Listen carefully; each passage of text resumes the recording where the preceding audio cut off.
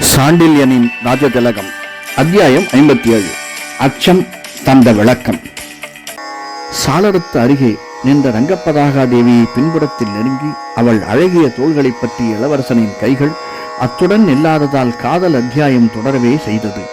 பின்புறத்தில் வந்த பல்லவ இளவலின் பலமான உடல் அவள் மீது அதிகமாக அழுந்தவில்லை. ஆயினும் ஓரளவு பட்டுக்கொண்டே நின்றதன் விளைவாக கங்கன் மகளின் அங்கங்களில் உணர்ச்சி வெள்ளப்பெருக்கெடுத்து ஓடவே செய்ததால் அவள் மூச்சு சற்று பெருமூச்சாக வந்ததுமன்றி அவள் இதயமும் சற்று பெரிதாகவே அடித்துக் கொண்டது. அத்துடன் இளவரசன் கைகளும் அவள் தோள்களை பற்றியதுடன் நில்லாமல் சற்று கீழடங்கி இடையை வளைத்துக் கொண்டதால் பெரும் சங்கடத்தை அடைந்தாள் கங்க நாட்டு பேரழகி. இளவரசனின் மனமும் கட்டுக்கடங்காமல் தவித்து எத்தனையோ கற்பனைகளை சிருஷ்டித்து சிறக அடித்துக் கொண்டிருந்தது. நெருங்கிவிட்ட அவன் பின்னழில்களிலும் குழல் செண்பக மலர்களின் நறுமணத்திலும் தன்னை வேறு உலகத்திற்கே இழுத்துச் சென்று கொண்டிருந்ததால் அவன் அவள் காதலியில் குனிந்து தேவி என்று அழைத்தான். அப்படி அழைத்த போது வழவழத்த அவள் கன்னங்களின் இளவரசனின் உதடுகளும் லேசாகப்பட்டமையால் அவள் உடலெங்கும் மயில் கூச்சல் ஏற்பட்டு அவள் இன்பத்தின் இம்சைக்கு உள்ளான காரணத்தால் என்று ஒற்றை ஒலியை மட்டுமே உதடுகளிலிருந்து உத்தரவிட்டாள். அதற்கு பிறகு சற்று நேரம் மௌனம் சாதித்த இளவரசன், நீ எப்பொழுது இங்கு வந்தாய் என்று மெல்ல விளவினான். அந்த கேள்வியை தொடர்ந்து அந்த ஆண்மகனின் கரங்கள் தன் உடலில் பலவிடங்களில் தவழ்ந்து கொண்டிருந்ததால் அவள் துஷ்டத்தனத்துக்கு அந்த கேள்வி ஒரு வியாஜம் என்பதை புரிந்து கொண்டாலும் அதை வெளிக்காட்டிக் கொள்ளாமல் இன்றிரவுதான் வந்தேன் என்றாள். தனியாகவா? இல்லை, காவலனுடன் தான் வந்தேன். எதற்கு? உங்கள் தந்தைக்கு உதவ. என்ன, என் தந்தைக்கு உதவவா?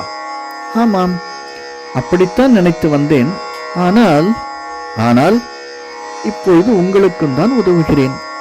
என்ன உதவியோ? ஏன் உங்களுக்கு தெரியாதா என்று கேட்ட ரங்கப்பதாகா தேவி லேசாக நகைத்தாள். இளவரசன் நகைக்கவில்லை. அவன் தலை நன்றாக குனிந்து அவன் கன்னம் அவள் கன்னத்துடன் எழுந்தது. தேவி, என்ன இருந்தாலும் நீ துணிச்சல் உள்ளவள் என்று மெல்ல கூறவும் செய்தான். அவன் சொற்களில் உறைந்த உணர்ச்சியும் கன்னத்தில் எழுந்த கடுமையான அவன் கன்னமும் அவளுக்கு வேதனை கலந்த இன்பத்தை அளித்தன. உங்கள் துணிவை விட என் துணிவு அதிகமில்லை என்று பதில் கூறினாள் அவள். என் துணிவா என்று போலி வியப்புடன் வினவினாள். ஆம், என்ன அப்படி துணிவை காட்டிவிட்டேன்? நான் இங்கிருக்க படைத்தலைவனை வெளியே தள்ளி கதவை தாளிட்டீர்களே? ஆம், தாளிட்டேன். அதைவிட என்ன துணிவு வேண்டும்? அதை எதற்காக செய்தேன் தெரியுமா? சொல்லுங்கள். தந்தையின் உறக்கத்தை யாரும் கெடுத்துவிடக்கூடாது என்பதற்காக. ரங்கப்பதாகா தேவி சற்று திரும்பி அவனை நோக்கினாள். அதற்காகத்தானா என்று வினவினாள் இன்ப இகழ்ச்சி ததும்பிய குரலில். ஆம், அதற்காகத்தான் என்னை சாளரத்தண்டை அனுப்பினீர்களா? ஆம், தந்தையின் மஞ்சத்தின் அருகில் நாம் பேசுவோம். அவருக்கு இடைஞ்சலாயிருக்கும். அந்த இடைஞ்சல் கூடாது என்றுதான் நீங்களும் சாளரத்தண்டை வந்துவிட்டீர்கள். சந்தேகம் என்ன? ரங்கப்பதாகா தேவி சற்று அதிகமாகவே நகைத்தாள். சந்தேகம் சிறிதுமில்லை, உங்கள் நடவடிக்கைகளை பார்த்தாலே தெரிகிறது என்று கூறினாள். இளவரசன் அவள் விழிகளுடன் தன் விழிகளை கலந்தான். என் நடவடிக்கைகளை என்ன குறை இருக்கிறது என்று வினவும் செய்தான். ஒரு குறையும் இல்லை, நிறைவாக இருக்கிறது என்றும் கூறி நன்றாக அவனை நோக்கி சுழன்று திரும்பினாள் தேவி. மெல்லத்தான் திரும்பினாள். அந்த திரும்பலில் அவள் தேகம் பூராவும் அவன் உடலில் இழைந்தது. மேற்கொண்டு இருவரும் பேசவில்லை. இதயங்கள் இணைந்தன, இதழ்களும் இணைந்தன. அந்த சமயத்தில் பரமேஸ்வரவர்மன் மஞ்சத்தில் இருந்து முனகவை இருவரும் சட்டென்று பிரிந்து மன்னன் இருந்த மஞ்சத்தை நாடிச் சென்றனர். மன்னன் கண்களை மெல்ல விழித்து நோக்கினான். எதிரே மைந்தனும் மற்றொரு பெண்ணும் நிற்பதை பார்த்ததும் அந்த கண்களில் சிறு சந்தேக சாயை படர்ந்தது. இவள் என்று ஏதோ சொல்ல முயன்றான் மன்னவன்.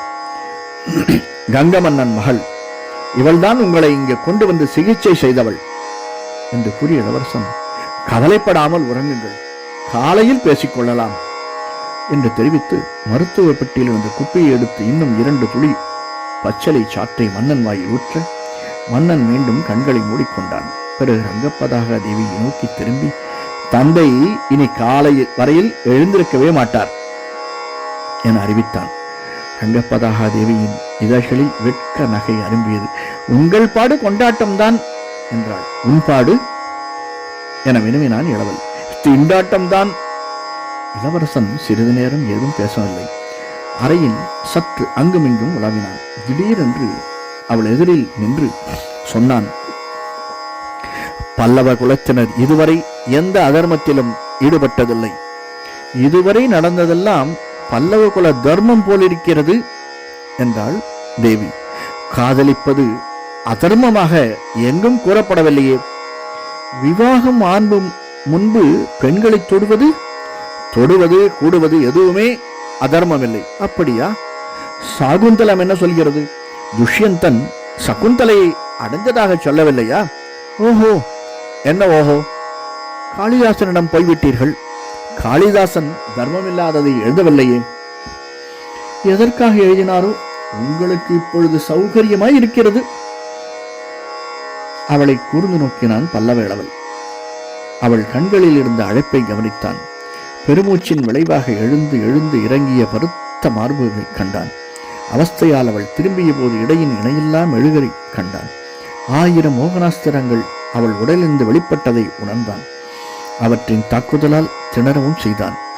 இருப்பினும் அவள் பலவீனத்தையும் தங்கள் தனிமையையும் உபயோகித்துக் கொள்ள வீரனான அவன் மனம் இடம் கொடுக்காததால் திடீரென மனத்தை இரும்பாக்கி கொண்டு பேச்சை வேறு திசையில் மாற்றினான்.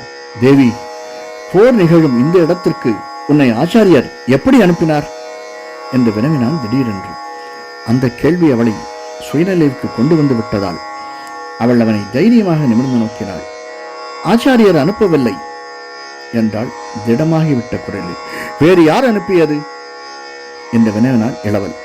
ரங்கப்பதாக தேவியின் பதில் அவனை அசர வைத்தது. மன்னர் அனுப்பினார் என்றாள் அவள் பெருமிதம் ஒலித்த குரலில். எந்த மன்னர் என்று கேட்டான் பல்லவ இளவல். விக்ரமாதித்த மன்னவர் என்ற ரங்கப்பதாக தேவியின் குரலில் மதிப்பு, மரியாதையும் பணிவும் நிரம்பி கிடந்தது. எங்கள் எதிரியா? ஆம், அத்தகைய எதிரியை அடைய நீங்கள் கொடுத்து வைத்திருக்க வேண்டும். இதை கேட்ட இளவரசன் பெரும் பிரமிப்பில் ஆழ்ந்தான். விவரமாக சொல் தேவி. விக்ரமாதித்த மன்னர் எதற்காக உன்னை அனுப்பினார்? என்ன உத்தரவுகளை இட்டார் என்று படபடப்படும் வினவும் செய்தான். ரங்கப்பதாக தேவி மஞ்சனத்தின் அருகில் இருந்து சற்று விலகி இளவரசன் இருந்த இடத்திற்கு வந்தாள். பிறகு மௌனமாக சொன்னாள். 2 நாட்களுக்கு முன்பு திடீரென்று விக்ரமாதித்த மன்னர் ஆச்சாரியர் விடுதிக்கு வந்தார்.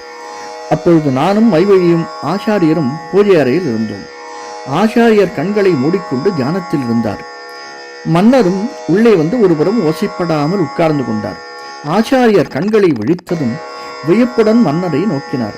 பூஜை முடிந்ததும் 2 ஓலைகளை ஆச்சாரியிடம் கொடுத்து ஒன்றை சாளுக்கிய நாட்டு எல்லையில் உள்ள வேட்டுவ மாளிகைக்கு அனுப்புமாறும் இன்னொன்றை விளிந்தைக்கு அனுப்புமாறும் உத்தரவிட்டார் விக்ரமாதித்த மன்னர்.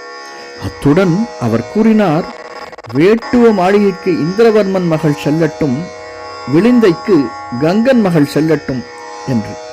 ஆச்சாரியர் பிரமிப்படைந்ததை கண்ட மன்னவர், 2 பெண்களுக்கும் பாதுகாப்பாக என் ஆக்ஞை பெற்ற வீரர்கள் செல்வார்கள் என்று கூறிவிட்டு, ஓலைகளுக்கு முத்திரை வைக்கவில்லை, நீங்கள் படிக்கலாம் என்றும் சொல்லிவிட்டு சென்றார். அவர் வந்ததும் சென்றதும் எங்கள் மூவருக்குமே பெரும் பிரமிப்பை அளித்ததென்றால் அவர் சொன்ன விஷயங்கள் எங்களுக்கு அதிக வியப்பை அளித்தன. அவர் சென்றதும் ஓலைகளில் இருந்த விவரங்களை, விலாசங்களை கவனித்த ஆச்சாரியரின் வியப்பு எல்லை மீறியதால் விசித்திரம் விசித்திரம் என்ற 2 வார்த்தைகளை மட்டுமே ஆச்சாரியர் சொன்னார். என்ன ஆச்சாரியரே என்று நாங்கள் இருவரும் ஒரே குரலில் கேட்டோம்.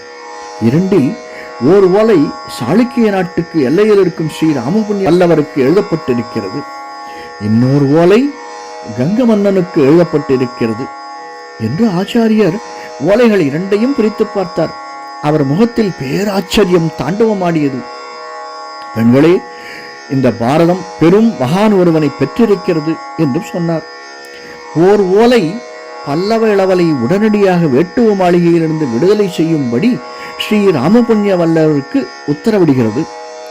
இன்னொன்று போரை நிறுத்தி சொந்த நாடு திரும்பும்படி கங்க மன்னனுக்கு உத்தரவிடுகிறது என்று கூறிய ஆச்சாரியர், இந்த உத்தரவுகளுக்கு காரணம் என்ன என்று தன்னைத்தானே உரக்க கேட்டுக்கொண்டார். காரணம் மகாகவியான அவருக்கே விளங்கவில்லை. மறுநாள் எங்களை அனுப்ப வந்த சாளுக்கிய தளபதி விளக்கினார். அந்த விளக்கம் விக்கிரமாதித்த மன்னருடைய பெரும் தன்மை, வீரம், முன்னோக்கம் அத்தனைக்கும் இணையற்ற சான்றாக விளங்கியது என்றாள் தேவி. அவள் சொன்னதை கேட்ட இளவரசன் உணர்ச்சிகள் பலவிதமாக புரண்டன. என்ன விளக்கம் அது என்றான் ராஜசிம்மன். சொல்கிறேன் வாருங்கள் என்று மீண்டு சாளரத்தை நோக்கி நடந்தாள் தேவி. அங்கு அவள் சொன்ன அந்த விளக்கம் பல்லவ இளவலுக்கு பெருமளவு பிரமிப்பையும் ஓரளவு அச்சத்தையும் கூட விளைவித்தது.